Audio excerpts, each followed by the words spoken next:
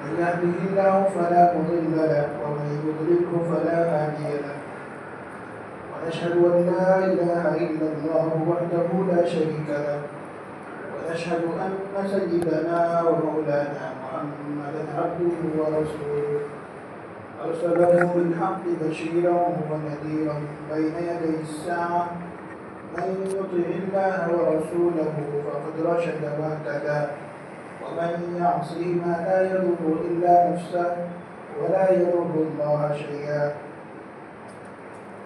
قال الله تعالى في القرآن المجيد: إن الشرك لظلم عظيم. وقال النبي صلى الله عليه وسلم: واتق دعوة المظلوم فإنه ليس بينها وبين الله حجاب. رواه البخاري أو كما قال عليه الصلاة والسلام. اللہ سبحانہ و تعالیٰ کا بے پایا احسان اور کرم ہوا کہ اس نے مجھے اور آپ کو جمعے کی حاضری نصیب فرمائی۔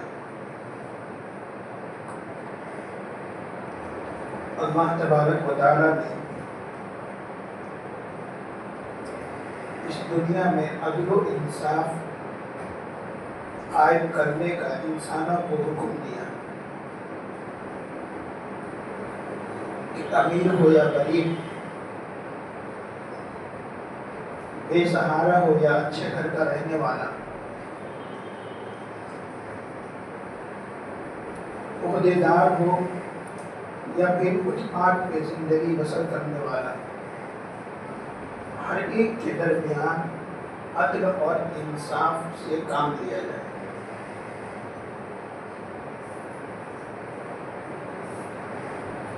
اللہ تبارک و تعالیٰ نے قرآن کریم میں ارشاد فرمایا: ظلم کی کئی صورتیں۔ ظلم ایک تو یہ ہے کہ بندہ اللہ کے ساتھ ظلم کرے۔ اللہ کے ساتھ بندہ کیسے ظلم کر سکتا ہے؟ سوال ہے کہ اللہ کے ساتھ بندہ کیسے ظلم کر سکتا ہے؟ اللہ طاقتور ہے اور بندہ ضعیف ہے۔ اللہ مالک الملک ہے اور بندہ مٹی کا پلیدہ ہے۔ پھر یہ ظلم کیسے کر سکتا ہے اللہ کے ساتھ؟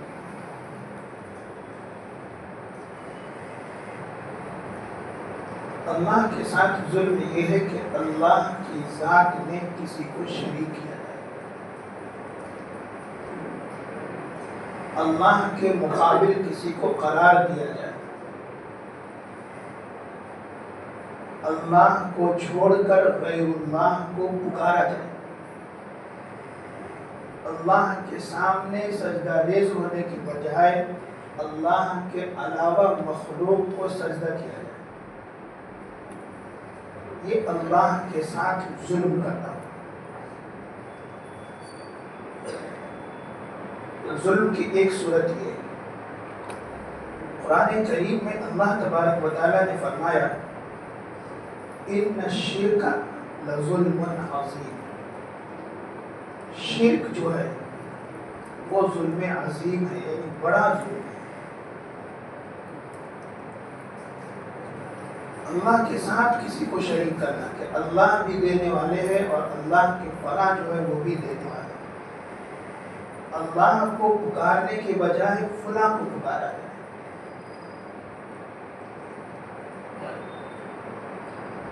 قرآن کریم میں ایک جگہ فرمایا: ان اللہ لا یغفر ان یشرک بہ ویغفر ما دون ذلک لمن یشاء، کہ اللہ تبارک و تعالی شرک کو معاف نہیں کرے۔ جو بغیر توبہ کے دنیا میں شرک کیا اور بغیر توبہ کے دنیا سے چلا گیا تو اللہ تبارک و تعالی اس کو معاف نہیں کرے گا۔ ویغفر ما دون ذلک لمن یشاء، دوسرے گنہگار ہیں، دوسرے قسم کے انہوں نے گناہ کیے تو اللہ جسے چاہیں گے معاف کر دیں گے، لیکن شرک کو اللہ تبارک و تعالی معاف نہیں کرے گا۔ ایک عورت نہیں چاہتی کہ میرا کوئی شریک ہو، میری کوئی سوکن ہو. حالانکہ یہ شریعت میں ہے کہ ایک مرد 4 کر سکتا، لیکن پھر بھی عورت نہیں چاہتی. اللہ کی ذات میں کسی کو اور اللہ مان لینا، یہ کتنا بڑا ظلم ہے. فرمایا ان الشرک لظلم عظیم، شرک جو ہے وہ ظلم عظیم ہے، بہت بڑا ظلم ہے. حضرت علی رضی اللہ عنہ کے زمانے میں بہت سے لوگ ایسے پیدا ہو گئے تھے کہ حضرت علی کو خدا مانتے تھے. حضرت اللہ تبارک و تعالیٰ سے مدد مانگنے کے بجائے حضرت علی سے مدد مانگتے تھے، یا علی المدد. یہ کہیں اور نہیں، بخاری شریف میں یہ روایت ہے کہ حضرت علی رضی اللہ عنہ کی خلافت ہے.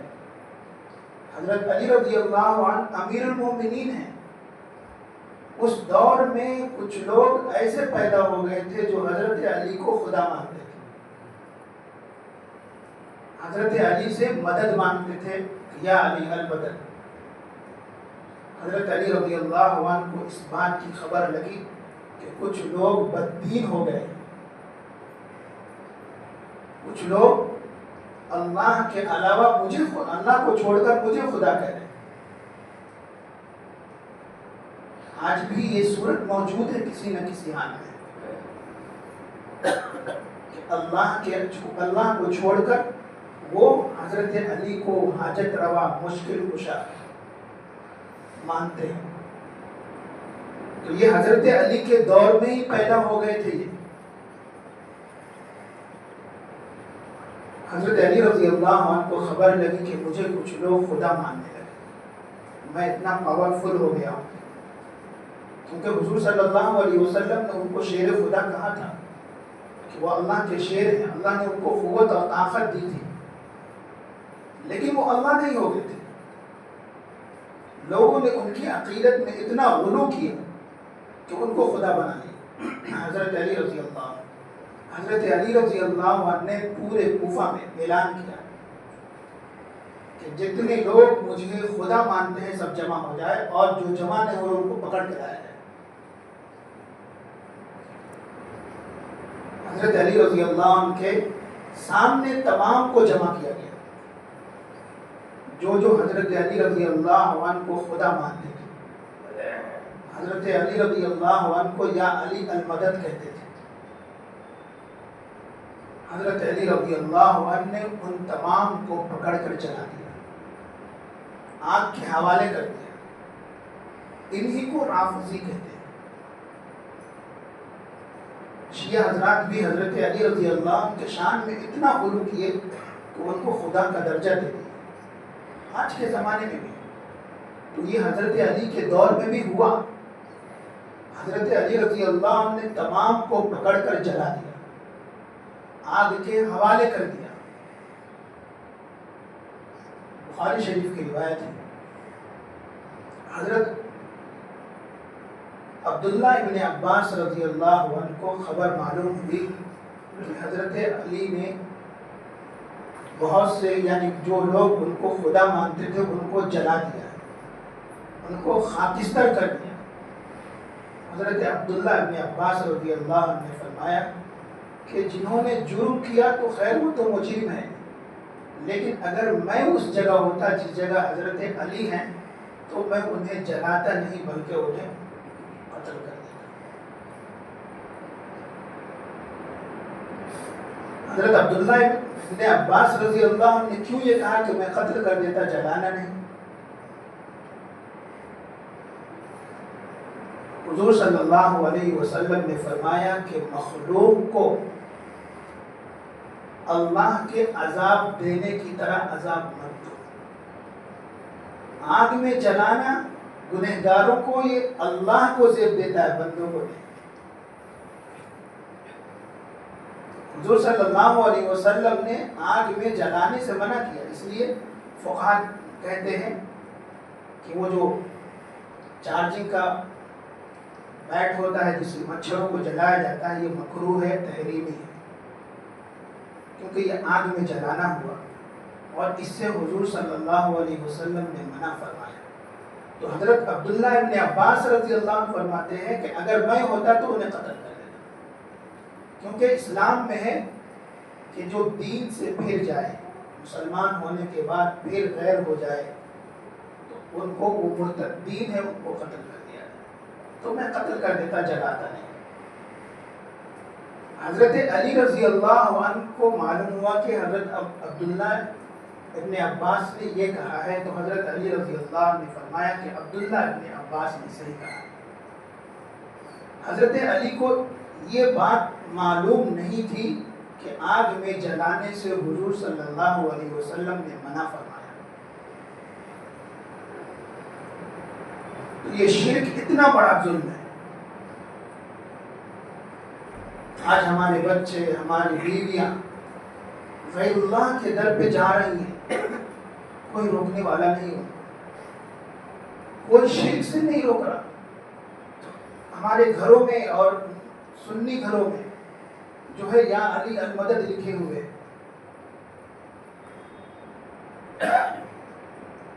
کوئی ان کو بتانے والا نہیں ہے کہ یہ شرک ہے، یہ ظلم عظیم ہے۔ حضرت عبادہ بن صامت رضی اللہ عنہ صحابی ہے، ایک شخص کو دیکھا کہ وہ حضرت علی کو پکار رہا ہے جس طرح اللہ کو پکارا جاتا ہے، یعنی حضرت علی سے مدد مانگ رہا ہے، یا علی المدد، یا حسین المدد۔ آج یہ ایڈ ہو گیا، اس زمانے میں یا علی المدد ہی تھا۔ حضرت عبادہ بن صامت رضی اللہ عنہ نے کہا کہ اس سے تم باز آ جاؤ، یہ شرک ہے، یہ اللہ کو پسند نہیں ہے۔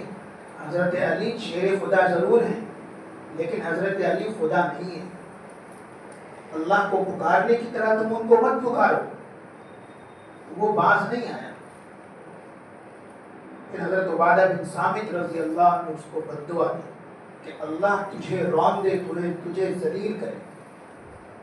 دوسرے دن حضرت عبادہ بن صامت نکلے تو دیکھا کہ وہ بندہ جو حضرت علی سے مدد مانگتا تھا یا علی المدد کہتا تھا،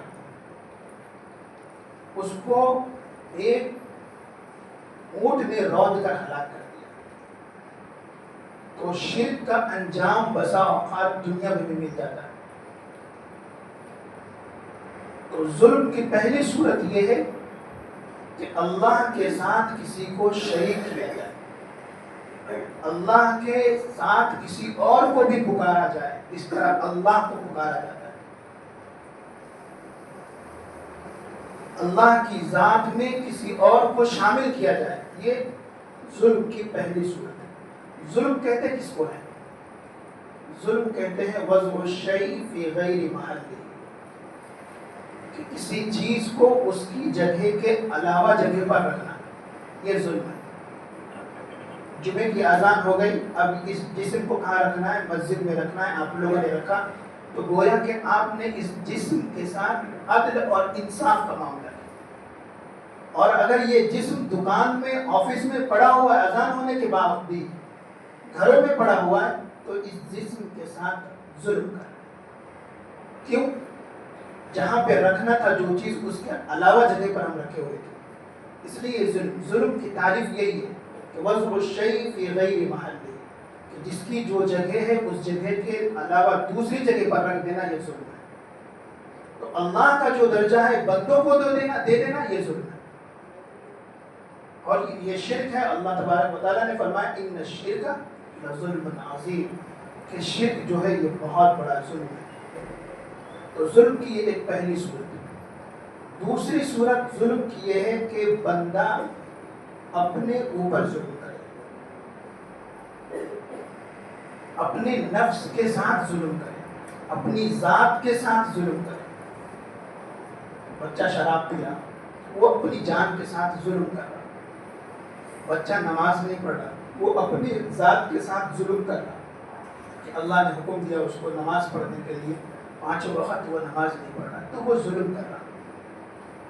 اللہ نے کہا کہ زکوٰۃ دو، زکوٰۃ نہیں دے رہے، تو یہ ظلم کر رہے ہیں اپنی ذات کے ساتھ۔ اللہ نے کہا مالدار ہیں آپ تو زندگی میں ایک بار حج کرنا آپ پر فرض ہے، پیسے بھی ہے 8 لاکھ روپے کے قریب، آپ پر حج فرض ہے، آپ حج کو نہیں جا رہے، تو یہ آپ اپنی ذات کے ساتھ ظلم کر رہے ہیں۔ اذان ہو گئی ظہر کی، آپ کو مسجد آنا ہے، آپ آفس میں بیٹھے ہوئے، تو یہ آپ اپنی ذات کے ساتھ ظلم کر رہے ہیں۔ کیوں؟ وضع الشیء فی غیر محلہ، چیز کو دوسری جگہ پہ رکھنا جہاں رکھنا تھا وہاں نہیں رکھے، تو یہ ظلم کی دوسری صورت ہے۔ ظلم کی تیسری صورت یہ ہے کہ بندوں کے ساتھ ظلم کرے، کسی کی حق تلفی کرے، کسی کا حق مان لے، کسی مزدور سے کام کرا لی لیکن مزدوری نہیں دی، یا کسی کی کوئی چیز تھی آپ وہ لے لیں، تو یہ ظلم کی تیسری صورت ہے کہ بندوں پر ظلم کرنا۔ حضور صلی اللہ علیہ وسلم ہمیشہ اپنے صحابہ کرام رضی اللہ عنہ اجمعین کو جب بھی کہیں بھیجتے تو یہ تلقین کرتے کہ وہاں کے لوگوں کے ساتھ ظلم مت کرنا، عدل و انصاف کا معاملہ کرنا، چاہے غریب ہو یا امیر ہو، چاہے عہدیدار ہو یا پھر فٹ پاتھ پر رہنے والا ہو، سب کے ساتھ انصاف کا معاملہ کرنا۔ حضرت معاذ بن جبل رضی اللہ عنہ کو یمن کا گورنر بنا کر جب حضور صلی اللہ علیہ وسلم بھیج رہے تھے تو یوں فرمایا تھا اتقی دعوت المظلوم، مظلوم کی بد دعا سے بچنا۔ مظلوم کی، یہ بخاری شریف کی روایت ہے، فرمایا اتقی دعوت المظلوم، مظلوم کی بد دعا سے بچنا، ان کے حق میں حق تلفی نہیں کرنا، ان کے ساتھ عدل و انصاف کا معاملہ کرنا۔ پھر فرمایا فَإِنَّهُ لَيْسَ بَيْنَهَا وَبَيْنَ اللَّهِ حِجَابٌ، کہ مظلوم کے درمیان اور اللہ کے درمیان کوئی پردہ نہیں۔ ایک جگہ فرمایا وَلَوْ كَانَ فَاجِرًا، اگرچہ مظلوم فاجر ہے، فاجر نماز نہیں پڑھنے والا، روزہ نہیں رکھنے والا، زکوٰۃ نہیں دینے والا، حج نہیں کرنے والا، جن چیزوں کو شریعت نے کہا کہ یہ تم پر کمپلسری ہے، یہ کرنا ہے، وہ ان چیزوں کو وہ نہیں کر رہا، تو وہ فاجر ہے۔ فرمایا اگرچہ وہ فاجر ہو پھر بھی اگر وہ مظلوم ہے تو اس کے ساتھ کیا انصاف کا معاملہ کرنا اور اس کی بد دعا سے بچنا۔ ایک جگہ فرمایا وَلَوْ كَانَ كَافِرًا، اگرچہ وہ بے دین ہو، مسلمان نہ ہو، اگر وہ مظلوم ہے تو بھی اس کی بد دعا سے بچنا۔ فَإِنَّهُ لَيْسَ بَيْنَهَا وَبَيْنَ اللَّهِ حِجَابٌ، کہ اس کی بد دعا کے درمیان اور اللہ کے درمیان کوئی پردہ نہیں ہے۔ جو ہی مظلوم بد دعا کرتا ہے اللہ تبارک و تعالیٰ اس کی دعا کو سن لیتے ہیں۔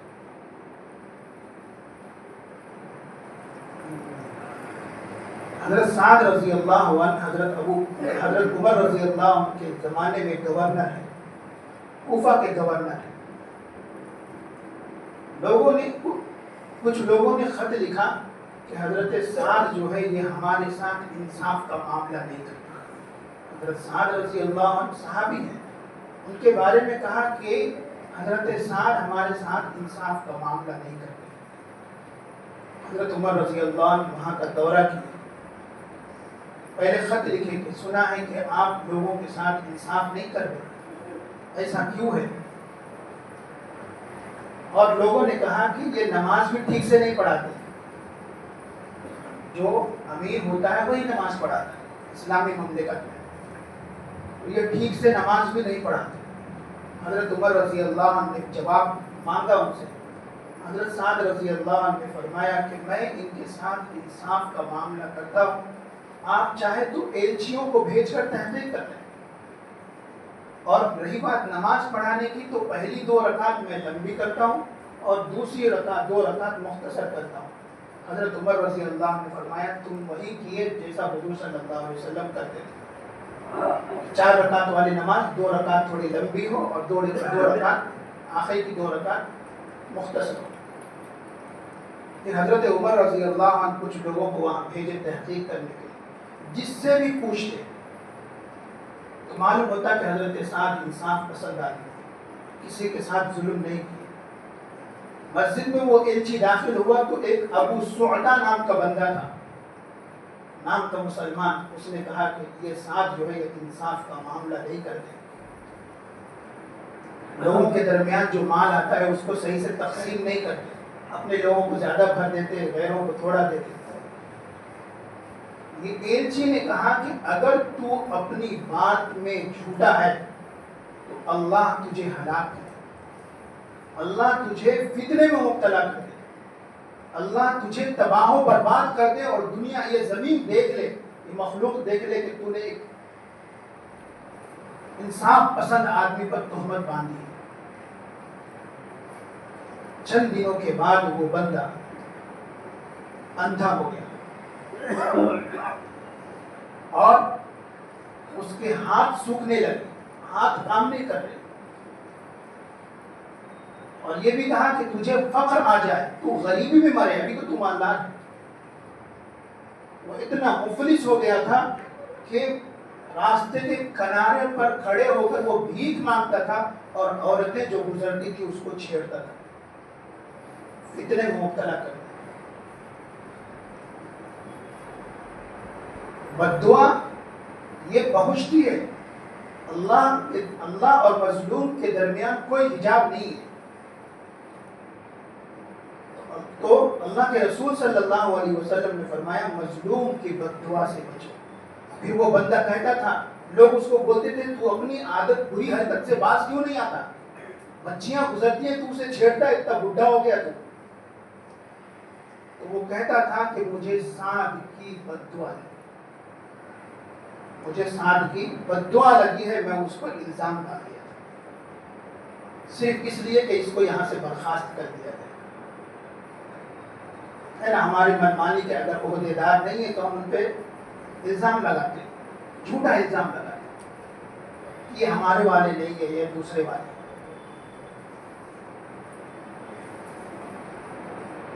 تو اللہ کے رسول صلی اللہ علیہ وسلم نے فرمایا اتقی دعوت المظلوم، مظلوم کی بددعا سے بچو، فإنه ليس بينها وبين الله حجاب، کہ اس کی بددعا اور اللہ کے درمیان کوئی پردہ نہیں ہے۔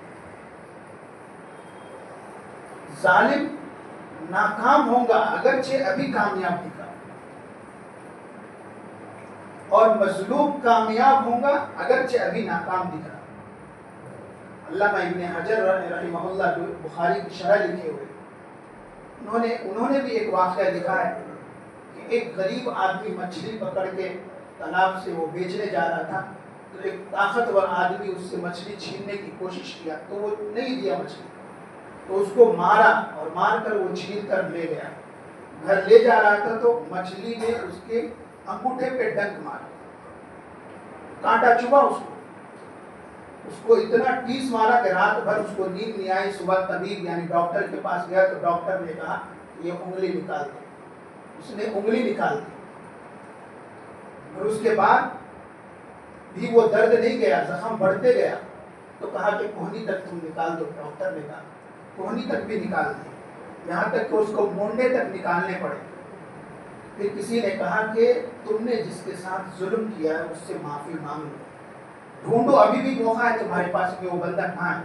بازار میں ڈھونڈتا پھرتا، ایک دن وہ بندہ ملا اور اس کے پیروں پر گر گیا وہ، اور معافی مانگنے لگا کہ مجھے معاف کر دو، تمہاری بددعا مجھے لگی کہ میرے ہاتھ میں سرانڈ ہو گیا، سڑنا شروع ہو گیا میرے ہاتھ، میں تجھے کتنے دن سے ڈھونڈ رہا ہوں تجھ سے معافی مانگنے کے لیے۔ اس نے کہا تو کون ہے؟ اس ظالم نے کہا کہ میں وہ ہوں جو تجھے مار کر مچھلی چھین کر لے گیا تھا، اللہ نے مجھے یہ عذاب دیا ہے۔ تو اس نے کہا ٹھیک ہے، تم اپنی غلطی پر پشیماں ہو، شرمندہ ہو تو میں تجھے معاف کرتا ہوں، اور اللہ سے تمہارے لیے توبہ کرتا ہوں کہ اللہ تجھے معاف کر دے۔ پھر وہ بندہ جو ظالم تھا اس نے پوچھا کہ بتا، جب میں تجھ سے مچھلی چھینا تھا اور میں تجھے مارا تھا تو اس وقت تو نے کیا بددعا دی تھی، کہ ایسی بددعا دی تھی کہ یہ ہاتھ سڑنا شروع ہو گیا۔ اس نے کہا میں نے یہی اللہ تبارک و تعالیٰ سے کہا تھا کہ اے اللہ یہ طاقتور ہے اور میں کمزور ہوں، اس نے اپنا زور چلایا مجھے اوپر، مجھے مارا، اور میری مچھلی جو میں اپنے بچوں کو پالنے کے لیے کھلانے کے لیے لے جا رہا تھا یہ چھین لیا تھا۔ تو طاقتور ہے، یہ کمزور ہے، تو اپنا زور دکھا اس کے اوپر۔ اس نے کہا ہاں یہ بد دعا مجھے ہے۔ اللہ کے رسول صلی اللہ علیہ وسلم نے اس لیے فرمایا اتقی دعوت المظلوم، کہ مظلوم کی بد دعا سے بچو۔ بیوی ہے، وہ اللہ کی مخلوق ہے، کمزور عقل والی ہے، ناحق کیوں مارتے آپ؟ کئی کو مارتے ہو؟ اللہ کے رسول صلی اللہ علیہ وسلم نے کبھی بھی اپنی اہلیہ پہ ہاتھ نہیں اٹھایا۔ صحابہ اکرام رضی اللہ عنہم اجمعین کی زندگی کو دیکھے، انہوں نے بھی کبھی اپنی اہلیہ پہ ہاتھ نہیں اٹھایا۔ وہ بھی اللہ کی بندی ہے، ہم اللہ کے بندے، ہم سے بھی غلطیاں ہو گئی تو ہمیں کون مانے گا؟ ابا تو ہے نہیں دنیا میں، لیکن اس اللہ کی بندی کو ہم مارتے ہیں۔ کیوں؟ ہم ان کے لیے کھانے کا انتظام کر رہے، ان کے رہن سہن کا، کپڑے کا انتظام کر رہے، لیکن اگر وہ حق پر ہے اور ہم غلط ہیں، اللہ کو یہ چیز پسند نہیں ہے۔ اللہ تبارک و تعالیٰ قرآن میں فرمایا ان اللہ لا یحب الظالمین، ظالموں کو اللہ پسند نہیں کرتا ہے۔ یہ چھوٹی سی غلطی پر آپ ان کو مارو، وہ غلطی بھی نہیں ہے بیچاری۔ تو اللہ کے رسول صلی اللہ علیہ وسلم نے فرمایا، ایک جگہ فرمایا کہ تم اپنے بھائی کی مدد کرو، چاہے وہ ظالم ہو یا مظلوم ہو۔ صحابہ نے پوچھا یا رسول اللہ مظلوم ہے ان کی مدد کرنا یہ تو ہم سمجھے کہ اگر ان پہ کوئی ظلم کر رہا تو ان کو بچا لینا، اگر وہ قسم و کرسی کی زندگی گزار رہا تو ان کو مالی مدد کرنا، اگر وہ پریشان ہے تو وہ بھی مظلوم ہے ان کی مدد کرو، لیکن ظالم کی کیسے مدد کرو؟ اللہ کے رسول صلی اللہ علیہ وسلم نے فرمایا، مسلم شریف کی روایت، اللہ کے رسول صلی اللہ علیہ وسلم نے فرمایا کہ ظالم کی مدد یہ ہے کہ اس کو ظلم سے روک دو، کوشش کرو کہ یہ ظالم ظلم ہی نہ کرے، آپ اپنے حقوق ایسا استعمال کرو کہ وہ ظالم اوپر آ ہی نہ سکے، وہ اوپر نہیں آئیں گے تو پھر وہ ظلم نہیں کرے۔ آج مختلف اقسام کے ظلم دنیا میں رائج ہیں، ہم اپنے نفس پہ ظلم کر رہے ہیں نماز نہیں پڑھ کے، اللہ کے ساتھ ظلم کر رہے ہیں شرک کر کے، لوگوں کے ساتھ ظلم کر رہے ہیں ان کا حق مار کے۔ ان تمام حقوق کو مارنے سے اللہ کے رسول صلی اللہ علیہ وسلم نے ظلم سے تعبیر کیا اور اس سے منع فرمایا۔ اللہ سبحانہ و تعالیٰ ہمیں کہنے اور سننے سے